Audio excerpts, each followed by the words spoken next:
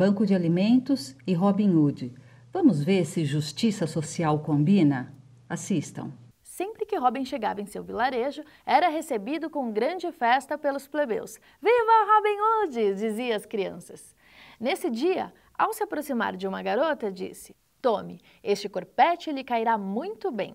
Sei que hoje é seu aniversário. Com lágrimas nos olhos, ela disse: obrigada! Quem dera os senhores dos grandes castelos fossem iguais a você.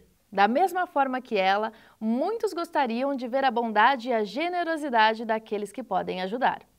Esse também é o desafio da ONG, conscientizar e estimular a solidariedade humana, para que cada vez mais pessoas possam ter acesso ao que lhes é de direito e pensar no mundo como se todos fossem um só.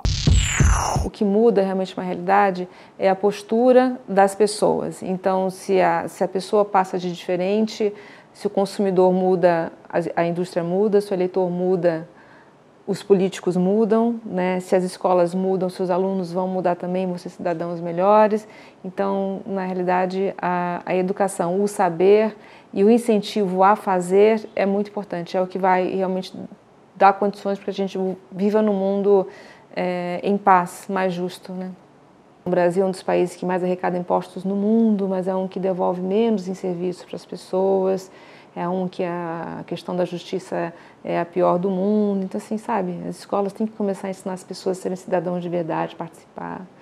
Assim, por isso que eu faço o que eu faço, né? Eu dou a comida, mas eu também estou falando o tempo todo sobre como a gente deve agir e ser dentro do mundo, né? Somos todos irmãos. Então, assim, a África, o que acontece na África tem a ver com a gente, o que acontece aqui tem a ver com a África. Outro dia me ligou uma pessoa lá do Amazonas, no Dia Mundial da Alimentação, fazendo uma reportagem sobre o trabalho que eu faço nesse dia, sempre faço 16 de outubro, que é o Dia Mundial da Alimentação, para falar sobre esses temas, né? Eu achei tão interessante porque, ao vivo, na rádio lá do Amazonas, eu falei assim, olha, que bom que você está ligando para mim. Porque, assim, que bom que tem alguém aí, Amazonas, eu espero que esteja cuidando da floresta. Porque vocês estão aí, então façam isso por mim aqui, eu vou fazer coisas aqui por vocês aí. Porque o mundo é um só, né? Somos todos irmãos. E a gente tem que entender isso, né? Então, justiça social. A ideia do Robin Hood era um pouco essa, redistribuir a renda, repensar. Eu acho que, na realidade, nessa parte da história, Robin Hood está pensando o que é luxo. E eu vou me apropriar de uma definição de Adam Smith, um economista muito antigo. Mas ele perguntava o que vale mais como luxo, água ou diamante? E a definição dele é sensacional para o tempo agora de escassez de água que nós vivemos. O diamante vale muito quando ele é pouco encontrado, mas a água tem muito mais valor quando ela precisa para elemento de sobrevivência. Então, o valor tem relação, ou luxo tem relação com o valor e com a necessidade. Acho que essa questão tem a relação precisa com justiça social, não tem? Eu vou me apropriar de uma outra resposta do Livro dos Espíritos que me apareceu agora. Ela fala de felicidade, mas nesse caso eu vou dizer luxo é a consciência tranquila e obrigação feita, né? Eu disse que eu gostei muito de fazer este programa por duas razões. Uma falei no bloco anterior. A outra razão é que nós estamos fazendo um programa atuação mesmo. Atuação. O que nós fazemos com relação ao consumo responsável, vamos falar do consumo de alimentos, que é a tônica, mas também todos os outros consumos.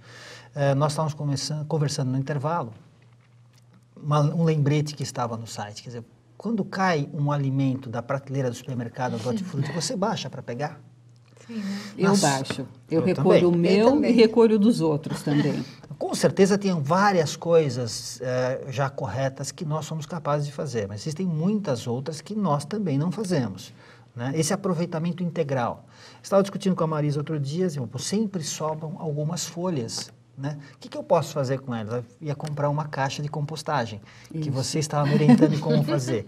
Porque tudo que você puder fazer em prol de fazer um consumo mais responsável e consciente é bem-vindo, porque nós estamos muito atrasados ainda e os dados desta ONG mostram isso, né, Bel? Se a gente vê... Desculpa, só um pouquinho. Para quem não sabe, compostagem é uma técnica sensacional. É possível fazer em casa. Sim. Procure na internet compostagem. Ao lado da compostagem tem o tal do minhocário. Se você não gostar, não precisa pôr o minhocário, não, mas faça a compostagem caseira que vale muito. Eu queria mesmo o minhocário, mas o pessoal de casa não aceitou.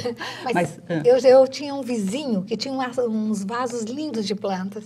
E era por conta da compostagem que ele realizava. Aproveitava todas as sobras em casa, né? E tinha vasos lindos que eu tinha muita inveja. Ai, que coisa mais bonita.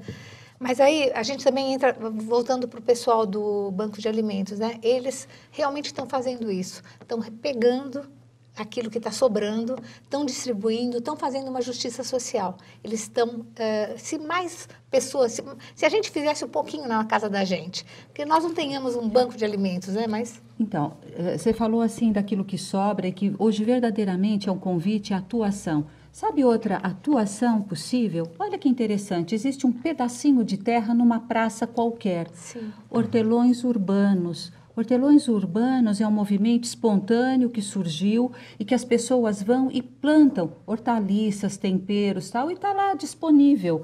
Então, esses movimentos da cidadania, isso é uma verdadeira atuação. Então, existem muitas formas de nós agirmos com cidadania, com conscientização e atuarmos para o benefício próprio, de quem convive conosco, da sociedade, do planeta como um todo. Mas temos que ter essa consciência, né? Sim, Mas tem que sem voltar dúvida. a ter essa consciência de que não pode haver esse tipo de desperdício. Ou que nós devemos minimizar o máximo que pudermos esse desperdício. Eu acho que o que é luxo, luxo é consumo consciente. Isso sim é luxo. Isso é luxo. Você comprar aquilo que você quer comprar, o que você deseja ou o que você precisa, e não aquilo que o mercado quer que você compre. Então, responder, você quer ou você precisa? Sim. Comprar. Eu acho que até algumas coisas que você não precisa, você pode ter. Querer também. Mas não aquilo que a indústria precisa vender. Não aquilo que o mercado quer que você compre. Eu sempre proponho um exercício, eu sei que eu sou repetitivo por isso, mas para na tua casa e dá uma olhada, quantidade de coisas que você tem e que você não precisa. E aquilo gastou muito para comprar. Trabalho, dinheiro, horas... Fonge da família. É o ciclo de vida, análise do ciclo total de vida de cada produto. Claro que você está trazendo uma ideia que eu tinha proposto de nós pensarmos, que é uma nova forma de nós olharmos a economia, que chama-se economia solidária, que é uma economia onde existe o lucro, existe o trabalho, só que existe também a solidariedade. A preocupação com o outro, né? A preocupação. O outro, o trabalhador, a trabalhadora, quem produz, quem recebe, todos são incluídos no processo. A economia solidária, eu vou dizer assim, é uma forma de preparar o planeta Terra para o mundo de regeneração. Eu creio que sim. Nós começamos hoje falando de desperdício de alimentos. Passamos para o desperdício dos recursos naturais, agora falamos de desperdício de vida mesmo. Sim. Você acaba desperdiçando anos de vida correndo atrás destas coisas. Seu tempo, né, Mar? De coisas que são supérfluas, correndo atrás dessas coisas. E eu acho que aí sim, né, é luxo. Quando você tiver um estilo de vida prazeroso, tranquilo. Quando a gente puder ver nas praças os hortelões urbanos, vai ser ótimo, não vai? É o passeio socrático, eu vou te convidar para ser a sua atuação. Sócrates passeava, dizem, pelo menos como lenda, eu acho linda essa história. Ele passeava pelas lojas, olhando tudo que existia, pelas lojas não, desculpa, pelos mercados, olhando tudo que existia. E os discípulos ficavam espantados, mas andando, olhando as mercadorias, e ele dizia, sorrindo, todo mestre sábio sorri. A alegria, aliás, faz parte da sabedoria. Eu olho tudo que existe para verificar quanta coisa eu não preciso. Acho que isso é luxo, olhar quanta coisa que eu não preciso, mas saber que aquilo que eu tenho e que eu posso repartir e que o outro precisa, eu posso partilhar. A atuação te convida para partilhar. Vida, alimento, alegria, tudo. Até mais.